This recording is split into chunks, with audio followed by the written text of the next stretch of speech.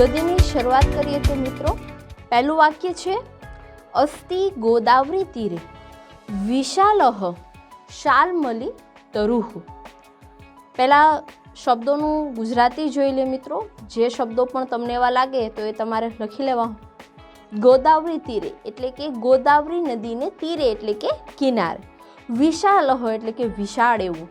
શાલ્મલી તરુહુ, શાલ્મલી એટલે કે શિમડાનું, તરુહુ એટલે કે ઝાડ, અસ્તિ એટલે કે છે. શું કહે છે પહેલું વાક્ય કે ગોદાવરી નદીને કિનારે વિશાળ શિમડાનું ઝાડ છે. અસ્તિ છે એટલે છે. જો આસિત હોત તો આપણે લખત હતું. તો અહીંયા છે મિત્રો એ આપણને સ્થાન આપેલું છે કે કઈ જગ્યાએ આ ઘટના જે છે પક્ષીઓની લીધેલી છે. તો એ છે ગોદાવરી નદીનો કિનારો છે, તો બરોબર ચોક્કસ જ ત્યાં એક જંગલ જેવું હશે કિનારે, અને ત્યાં એક શિમડાનું ઝાડ છે. ખાસ કરીને વાર્તા સમજતા આપણે અનુવાદમાં પણ ધ્યાન આપવાનું છે, કારણ કે જેમ કે આપણને ખ્યાલ છે કે આપણને ગદ્ય છે એ ભાષાંતરની અંદર પૂછાય છે, તો અનુવાદમાં પણ ધ્યાન આપતા જવું. અસ્તિ છે એ છેલ્લે આવશે. વાક્યના અનુવાદની શરૂઆત ક્યાંથી થશે? ગોદાવરી તીરે એટલે કે ગોદાવરી નદીને કિનારે. વિશાલહ બીજો શબ્દ એ આવશે, શિમડાનું ઝાડ, અને અસ્તિ છે છેલ્લે આવશે. બરાબર, એટલે પહેલા વાક્યનું અનુવાદ આ રીતે થશે. ગોદાવરી નદીને કિનારે વિશાળ ઝાડ, શિમડાનું ઝાડ છે. શું કહે છે પછી? વિવિધેભ્યઃ દેશેભ્યઃ સમાગતાઃ બહવઃ વિહગાઃ તત્ર રાત્રૌ નિવસંતિ. શું કહે છે? વિવિધેભ્યઃ એટલે કે જુદા જુદા, દેશેભ્યઃ એટલે કે દેશોમાંથી. અહીંયા આપણે દેશ તો નહીં લખીએ, બીજી જગ્યાએથી પણ આવતા હોય, બરાબર છે, કંઈ વિદેશથી આવે એવું જરૂરી નથી. એટલે દેશનો મતલબ અહીંયા આપણે લેશું સ્થાન. દેશનો મતલબ દેશ જ થાય, પણ અહીંયાના સંદર્ભમાં આપણે દેશનું ગુજરાતી શું લખશું? સ્થાનેથી, સ્થળેથી. સમાગતાઃ, સમાગતાઃનું ગુજરાતી થશે આવેલા. બહવઃ એટલે કે ઘણા બધા. વિહગાઃ એટલે કે પક્ષીઓ. તત્ર એટલે કે ત્યાં. ત્યાં એટલે ક્યાં? તો કે અહીંયા આજે ગોદાવરી નદીના કિનારે જે ઝાડ છે શિમડાનું, ત્યાં. રાત્રો નિવસંતિ, રાત્રે છે એ રહે છે. જેટલા પણ પક્ષીઓ જુદા જુદા સ્થળેથી ઉડીને આ જગ્યાએ આવે છે એ બધા ક્યાં રહે છે? આ શિમડાના ઝાડ પર. તો અનુવાદ છે એ આપણે આ રીતે કરશું. પહેલા વિવિધેભ્યઃ વિવિધ જુદા જુદા, દેશેભ્યઃ સ્થળેથી, સમાગતાઃ આવતા, બહવઃ ઘણા બધા, વિહગાઃ પક્ષીઓ, તત્ર ત્યાં, રાત્રો રાત્રે, નિવસંતિ રહે છે. શું કહે છે કે રહે છે? અહીંયા મિત્રો અંતિ છે, તિતઃ અંતિ વર્તમાન કાળ છે, બરાબર, એટલે આપણે એમ જ કહેશું કે રહે છે. વિવિધ સ્થળેથી આવતા ઘણા બધા પક્ષીઓ રાત્રે અહીં જ રહે છે. તો આ રીતે જે બીજી લીટી છે એનું અનુવાદ આમ થશે. લીટીએ લીટી ક્રમશઃ જ જવાનું છે, વચ્ચેથી આપણે ક્યાંય શબ્દો ઉપાડવાના નથી. તો અહીંયા ઘણા બધા પક્ષીઓ આવીને રહે છે. તો જોઈએ હવે આગળ શું થાય છે. તેષુ લઘુપતક નામા વાયસઃ અપી એકતમઃ અસ્તિ. હવે આ જે બધા વિવિધ સ્થળેથી આવતા પક્ષીઓ હતા તેઓમાં એક લઘુપતક નામનો વાયસઃ એટલે કે કાગડો પણ હતો. તેષુ એટલે કે તેઓમાં, એટલે કે આ પક્ષીઓ જે જુદા જુદા સ્થળેથી આવે છે તેમાં, એટલે કે તેષુ તેઓમાં, લઘુપતક નામા એટલે કે લઘુપતક નામનો, વાયસઃ અપી, વાયસઃનો મતલબ થશે કાગડો, અપી એટલે કે પણ, એકતમઃ એક, અસ્તિ છે. હવે આ પક્ષીઓના ટોળામાં એક કાગડો પણ છે જેનું નામ છે લઘુપતક નામ.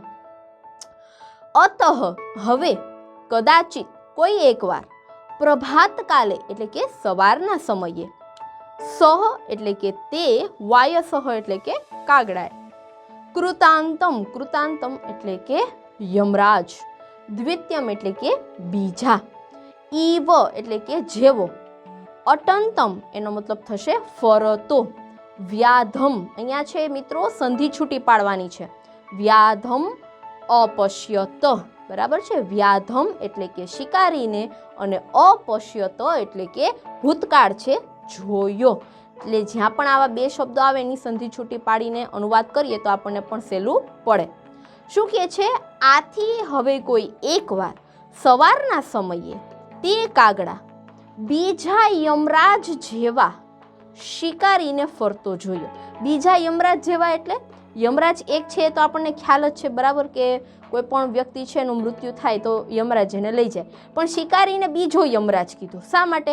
કેમ કે શિકારી છે એ શું કરવાનો છે? કોઈને મારી જ નાખવાનું કામ કરવાનું છે, પક્ષીને કે પશુને કે. એટલા માટે કાગડો આને બીજો યમરાજ જેવો કહે છે કે આ બીજા યમરાજ જેવા. કોને? તો કે વ્યાધમ, શિકારીને એણે અટંતમ એટલે કે ફરતો, અટવું, ફરવું, અટધાતું, અપશ્યત જોયું. એટલે અનુવાદ કરતી વખતે આપણે શરૂઆત અતઃથી જ કરવાની છે કે હવે કોઈ એકવાર સવારના સમયે તે કાગડો, હવે આ કૃતાંતમ પાછળ વહી જશે, દ્વિતીયમ આગળ આવી જશે. બીજા યમરાજ ઇવ જેવા વ્યાધમ અપશ્યત, શિકારીને અટંતમ વચ્ચે લઈ લેશું, ફરતો અપશ્યત જોયો. એટલે અહીંયા તમારે બે શબ્દો આપણે આડાવડા લેવાના થશે. દ્વિતીયમ પહેલાં લઈ લેશું, કૃતાંતમ પછી, અને અટમ છે એ વ્યાધમ પછી. એટલે જે રીતે વાક્ય મેળ બેસે એ જ રીતે આપણે અનુવાદ કરવાનું છે. જો ક્રમશઃ કરતા જશું તો મતલબ નહીં નીકળે. તો એમ થશે કે યમરાજ બીજો જેવો ફરતો શિકારીને જોયો, એટલે વાક્ય મેળ બેસાડીને લખવાનું છે. હવે આ પક્ષીઓના ટોળામાં કાગડો તો એ જોઈ ગયો કે ભાઈ આ જંગલમાં તો એક શિકારી પણ ફરે છે, તો ચોક્કસ જ કોકનો શિકાર થવાનો છે.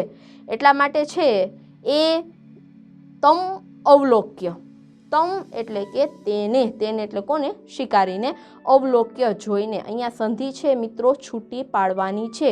તમ અવલોક્ય, તેને જોઈને. ફરી પાછું અહીંયા જે તમને ડ જેવી નિશાની દેખાય છે મિત્રો, એને અવગ્રહ કહેવામાં આવે છે, બરાબર. એ સંધિનો એક નિયમ છે. ધોરણ 10ની અંદર વિસર્ગ સંધિનો પરિચય લેશો ત્યારે તમને આઈડિયા આવશે.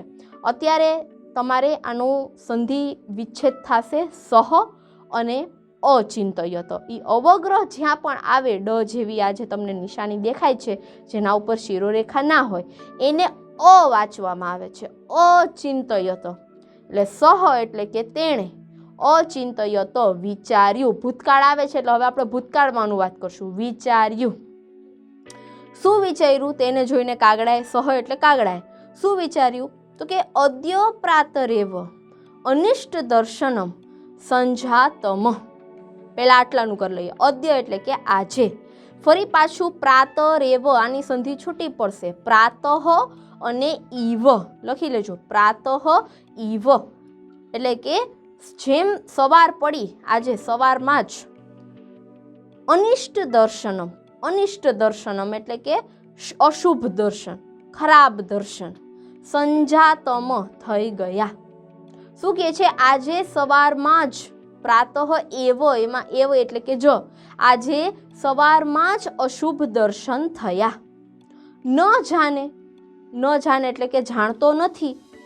કિમ એટલે કે શું, પછી ન, અહીંયા સંધિ છૂટી પડશે. કિમ ન અભિપ્રેતમ, એમ નહીં કહેશું કિમ ન અભિપ્રેતમ. અભિપ્રેતમ એટલે કે ઈચ્છેલું. કિમ એટલે કે શું, ન એટલે કે નહીં. દર્શયિષ્યતિ દેખાડશે. અહીંયા ભવિષ્યકાળ આવ્યો, બરોબર. આપણે છે એ ધાતુ પરિચય લીધો, એમાં આપણે વર્તમાન, ભૂત, ભવિષ્ય ત્રણેય છે એના પ્રત્યય જોયા. તો અહીંયા તમને શ્યતિ દેખાય છે, તો શ્યતિ આવે એટલે આપણો કયો કાળ હોય? ભવિષ્યકાળ હોય. શું કહે છે? આજે સવારમાં જ અશુભ દર્શન થયા. ન જાણે શું, ન ઈચ્છેલું દેખાડશે, બરોબર છે. અનુવાદ છે એ આપણે ક્રમશઃ જ લેશું, ક્યાંય આપણે શબ્દો છે આડાવડા નહીં લેવા પડે. ન જાણે શું, પછી ન એટલે કે ન અભિપ્રેતમ, ઈચ્છેલું, કે ભાઈ જે આપણે ઈચ્છતા ન હોય છતાંય થાય. શું ન ઈચ્છેલું દર્શયતી દેખાડશે. આ આજની સવાર છે એ ખબર નહીં શું અનિષ્ટ દેખાડશે કે જે આપણે જોવા માગતા નથી. અનિષ્ટ તો કોઈ જોવા ના માગે, એટલે કાગડાને શંકા વહી જાય છે શિકારીને જોઈને કે આજે કાંઈક અનિષ્ટ જંગલમાં થવાનું છે. હવે ન જાણે શું એવું થવાનું છે. ઇતિ આમ વિચિંત્ય વિચારીને, સહ એટલે કે તે કાગડો, વ્યાકુલ એટલે કે વ્યાકુળ, સંજાતઃ થઈ ગયો. હવે આ બધું વિચારીને કાગડો પણ છે એ હવે વ્યાકુળ થઈ ગયો છે. વ્યાકુળનું આપણે વ્યાકુળ લખી શકશું, બરાબર. એ ટૂંકમાં એને હવે ખબર નથી પડતી શું બેચેની જે કહેવાય ને એ. એટલે આવું વિચારીને તે પણ વ્યાકુળ થઈ ગયો. તો અહીં સુધીની જે વાર્તા છે મિત્રો, એમાં એક શિકારી આવી ગયો છે. કાગડાને ખબર પડી ગઈ છે કે કાંઈક અનિષ્ટના દર્શન થવાના છે. તો જોઈએ હવે એવું શું અનિષ્ટ થવાનું છે. અત તેન વ્યાધેન તંડુલકણાન વિકીર્ય ઝાલમ વિસ્તીર્ણમ. શું કહે છે? અતઃ હવે, અથ એટલે કે હવે, તેન વ્યાધેન એટલે કે તે વ્યાધેન એટલે કે શિકારી વડે, તંડુલ કણાન, તંડુલ એટલે કે ચોખા અને કણાન એટલે કે કણો, દાણા, ચોખાના દાણા, વિકીર્ય એટલે કે વેરીને, ઝાલમ એટલે કે ઝાડ, વિસ્તીર્ણમ ફેલાવી. શું કહે છે કે હવે જે આ પારધી હતો એ ખરેખર કાગડાને જેમ લાગ્યું કે કાંઈક થવાનું છે એ જ થયું. શિકારી છે એ પોતે ચોખાના દાણા છે એ ઝાડ ઉપર વેરે છે. ટૂંકમાં ઝાડ પાથરી દે છે, ફેલાવી દે છે અને ત્યાં ચોખાના દાણા વેરી દે છે. એટલે અનુવાદ છે એ ક્રમશઃ થશે, હવે તે પારધીએ ચોખાના દાણા વેરીને ઝાડ ફેલાવી. પછી શું થયું? સ એટલે કે તે, કોણ? તો કે પારધી. વૃક્ષસ્ય પૃષ્ઠભાગે, વૃક્ષસ્ય એટલે કે ઝાડના, પૃષ્ઠભાગે એનો મતલબ થશે પાછળની બાજુ. પ્રચ્છન્નો એટલે કે છુપાઈને, ભૂતવા, થઈને થાય ભૂતવાનો મતલબ, પણ અહીંયા કૃદંત છે એટલે ઈને પ્રત્યે લાગશે. પ્રચ્છન્નો એટલે સંતાવવું, પ્રચ્છન્નો ભૂતવા એટલે કે સંતાઈને. અતિષ્ઠત એટલે કે ઊભો રહ્યો. બરાબર, અહીંયા છે એ યાદ રાખવા જેવો શબ્દ પ્રચ્છન્ન. બાકીના શબ્દોનું ગુજરાતી તમને આવડતું હશે. તો તે વૃક્ષના પાછળના ભાગે સંતાઈને ઊભો રહ્યો. અહીંયા પણ અનુવાદ ક્રમશઃ થશે, આપણે ક્યાંય શબ્દ આડાવડા નહીં લેવા પડે. સહ, તે, ચ છે એ આગળ લઈ લેશું કે ભાઈ તેણે છે એ ચોખા વેરી અને ઝાડ પાથરી, અને સહ તે વૃક્ષસ્ય પૃષ્ઠભાગે, ઝાડના પાછળના ભાગે, પ્રચ્છન્નો ભૂતવા સંતાઈને અતિષ્ઠત ઊભો રહ્યો. તસ્મિન કાલે ચિત્રગ્રીવ નામા કપોતરાજ પરિવારેણ સહ ગગને વ્યસર્પત. શું કહે છે? તસ્મિન એવ કાલે.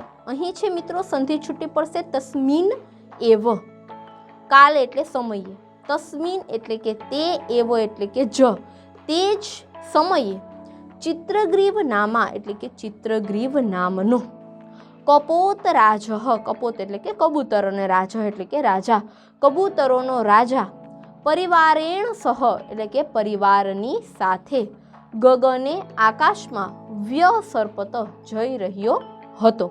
અનુવાદ છે એ ક્રમશઃ થશે. તે જ સમયે ચિત્રગ્રીવ નામનો કબૂતરનો રાજા પરિવાર સાથે આકાશમાં જઈ રહ્યો હતો. વ્યસર્પત તો ખોડો ભૂતકાળ છે એટલે હતો. હવે અહીંયા આ જ સમયે કબૂતરોનું ટોળું છે નીકળે છે, જેનો રાજા છે કપોત રાજ, કબૂતરોનો રાજા છે ચિત્રગ્રીવ. અને આ લોકો છે એ બધા ત્યાંથી નીકળી રહ્યા હોય છે. ત્યારે જ ભૂમૌ વિકીર્ણાન તંડુલકણાન દૃષ્ટવા કપોતાહ લુબ્ધાહ અભવન. શું કહે છે? ભૂમૌ, ભૂમૌ એટલે કે જમીન પર, વિકીર્ણાન વેરેલા, તંડુલકણાન ચોખાના દાણાને, દ્રષ્ટવા જોઈને, કપોતાહ કબૂતરો, લુબ્ધાહ અભવન લલચાઈ ગયા. ભૂતકાળ, લુબ્ધાહ એટલે કે લલચાવવું. શું કહે છે? અહીંયા પણ અનુવાદ છે એ ક્રમશઃ જ થશે. જમીન પર વેરેલા ચોખાના દાણા જોઈને કબૂતરો લલચાઈ ગયા, અથવા તો કબૂતરો લલચાયા, ભૂતકાળમાં લખવાનું છે. હવે આ કબૂતરો લલચાઈ ગયા ચોખાના દાણાને જોઈને કે ઓહો, ચોખાના દાણા ક્યારના ઉડીએ છીએ, ચાલો કંઈ ખાઈ લઈએ. હવે આ જે કબૂતરોનો રાજા છે એ એમને કહે છે તતઃ, ત્યાર પછી, સ કપોત રાજા, તે કબૂતરોનો રાજા, તંડુલ કણ લુબ્ધાન, સંધિ છૂટી પડશે મિત્રો, તંડુલ કણ લુબ્ધાન, ચોખાના કણ દાણાથી લુબ્ધાન લોભાયેલા, કપોતાન કબૂતરોને, અકથયત એટલે કે કહ્યું. જોઈએ શું કહ્યું. હવે અહીંયા ફરી પાછી સંધિ છૂટી પાડવાની છે. જે અવગ્રહ છે એ આવ્યો એને આપણે અ વાંચશું અને તો છે એ તહ થઈ જશે. કુતઃ અત્ર આ રીતે વચાશે. બરાબર, કુતઃ અત્ર. નિર્જને વને એટલે કે નિર્જન વનમાં. કુતઃ એટલે ક્યાંથી, અત્ર એટલે અહીં. તંડુલ કણાના ચોખાના દાણા. સંભવ એટલે શક્યતા, સંભાવના. શું આ કબૂતરોનો રાજા છે એ વિચારવા જેવી વાક્ય છે કે ભાઈ આ નિર્જન જંગલ છે, એમાં ચોખાના દાણાની સંભાવના ક્યાંથી? અહીંયા તો કોઈ માણસ ન હોઈ શકે, નિર્જન જંગલ છે તો અહીંયા ચોખાના દાણા કઈ રીતે આવ્યા? કોઈ માણસ અહીંયા હોય એવું લાગતું તો નથી, સાવ વેરાન જંગલ છે એવું છે એ આ કપોતરાજ કહે છે. અનુવાદ છે મિત્રો આપણે ક્રમશઃ જ લેશું. તતઃ ત્યાર પછી સ કપોતરાજ તે કબૂતરોના રાજાએ તંડુલ કણ લુબ્ધાન ચોખાના દાણાથી લોભાયેલા કપોતાન કબૂતરોને અકથયત કહ્યું. કહ્યું આવે એટલે પાછું કોમા અને સિંગલ ઇન્વર્ટેડ કોમામાં છે વાક્ય આપ્યું છે. કુતઃ અત્ર ક્યાંથી અહીં, નિર્જન વને નિર્જન જંગલમાં, તંડુલ કણાના સંભવ ચોખાના દાણાની સંભાવના. હવે અહીંયા છે એ આપણે થોડુંક આડાવડું થશે. કુતઃ અત્ર એમાં અત્ર જ લેવાનું છે. અહીં નિર્જન જંગલમાં ચોખાના દાણાની સંભાવના કુતઃ છેલ્લે લેવાનું છે. ક્યાંથી? પ્રશ્નાર્થ છે. અહીં નિર્જન વનમાં ચોખાના દાણાની સંભાવના ક્યાંથી? કુતઃ છે છેલ્લે લખવાનું છે. બરાબર, એટલે એની વાત સાચી છે કે ભાઈ આ નિર્જન વનમાં ચોખાના દાણા આવે ક્યાંથી, એની સંભાવના ક્યાંથી હોય. હવે એ સમજાવતો જાય છે બધાને કબૂતરોનો રાજા. હવે જે શબ્દ છે મિત્રો એની સંધિ છૂટી પડશે. તત્ત નિરૂપ્યતામ તાવત, નિરૂપ્યતામ એમ શબ્દ છૂટો પડશે કે તો પછી આપણે વિચારવું જોશે કે અહીંયા કંઈ ગડબડ છે. નિર્જન જંગલ છે, અહીંયા છે ચોખાના દાણા ક્યાંથી હોય? તો પછી તન એટલે કે તે નિરૂપ્યતામ વિચારવા જેવું છે. હવે અહીંયા પાછી સંધિ છૂટી પડશે. ભદ્રમ ઈદમ એટલે કે ભદ્રમ ઈદમ, ઈદમ એટલે કે આમાં, ભદ્રમ એટલે કે કલ્યાણકારી, શુભ, સારું. ન પશ્યામી નથી જોતો. શું કહે છે કે આમાં હું શુભ અથવા તો કલ્યાણકારિતા નથી જોતો. મને એવું નથી લાગતું કે અહીંયા કાંઈ સારું હોય. ભલે ચોખાના દાણા દેખાતા હોય, આપણને ભૂખ લાગી છે, આપણને લાલચ થાય છે, પણ અહીંયા હું શુભ જોતો નથી, સારું જોતો નથી. અનેન એટલે કે આ, તંડુલ કણ લોભેન, તંડુલ કણ લોભેન ચોખાના દાણાથી લોભાઈને, અસ્માકમ આપણે બધા, મહદ અનિષ્ટમ અપી સંધિ છઠ્ઠી પડશે અહીં. મહદ અનિષ્ટમ અપી એટલે કે મોટા અનિષ્ટમાં પણ ભવિતુમ અહર્તી. બરાબર, ભવિતુમ એટલે થઈ જશે, મોટું અનિષ્ટ છે એ પણ હોઈ શકે છે. આ ચોખાના દાણાથી આપણું મોટું નુકસાન અથવા તો ખૂબ જ અનિષ્ટ થઈ શકે છે, શક્યતા દર્શાવે છે. બરાબર છે, ભવિતુમ અહર્તી થઈ શકે છે. જો આપણે ચોખાના દાણાનો લોભ કર્યો તો આપણી સાથે ખૂબ મોટું અનિષ્ટ થશે. અનિષ્ટ એટલે કે ખરાબ થશે.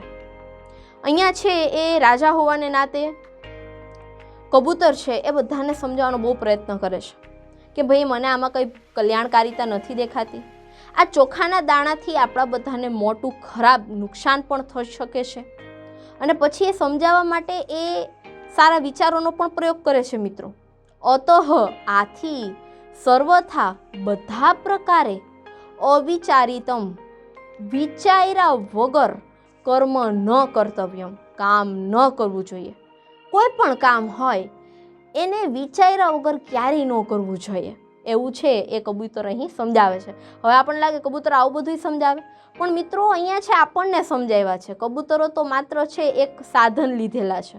અહીંયા આપણને જ આ બધું સમજાવવા માગે છે કે ભાઈ આપણે પણ આવું વિચાર્યા વગરનું કામ કરવાનું નથી. બધા પ્રકારનો આપણે વિચાર કરવાનો છે, બધા પ્રકારનો વિચાર. વિચાર્યા વગર ક્યારેય કર્મ ન કર્તવ્યમ કામ કરવું જોઈએ નહીં. યતઃ કારણ કે હવે જો એ સમજાવવા માટે છે એ સારા એવા વિચારોનો પણ સહારો લે છે. યતઃ એટલે કે કારણ કે જો શું સમજાવે છે કપોતરાજ ચિત્રગ્રીવ. સુજીર્ણમ અન્નમ, સંધિ છૂટી પડશે સુજીર્ણમ અન્નમ. સુજીર્ણ એટલે સારી રીતે પચેલું અન્ન. વિચક્ષણ સૂત, સારો એવો કુશળ પુત્ર. સુશાસિતા સ્ત્રી, સ્ત્રી એટલે લક્ષ્મી, ધન, સંપત્તિ. સુશાસિતા એટલે સારી રીતે શાસન કરાયેલી. નૃપતિ એટલે કે રાજા. સુસેવિત, સારી રીતે સેવાયેલો. સુચિંત્ય ચ ઉક્તમ, સંધિ છૂટી પડશે ચ ઉક્તમ, સારી રીતે વિચારીને બોલેલું. સુવિચાર્ય યત્કૃતમ, બરાબર વિચારીને, યત્કૃતમ એટલે કરેલું કામ. આ બધી વસ્તુ ઉદાહરણ છે, બરાબર. જો ચ આવ્યો તો, અને સારી રીતે બરાબર રીતે વિચારીને કરેલું કામ. સુદીર્ઘકાલે અપી, સંધિ છૂટી પડશે સુદીર્ઘકાલે અપી, ફરી પાછો અવગ્રહ આવ્યો, એને આપણે અ વાંચશું. અપી એટલે કે ખૂબ લાંબા સમય સુધી પણ ન યાતિ, જતું નથી. શું? તો કે વિક્રયતામ.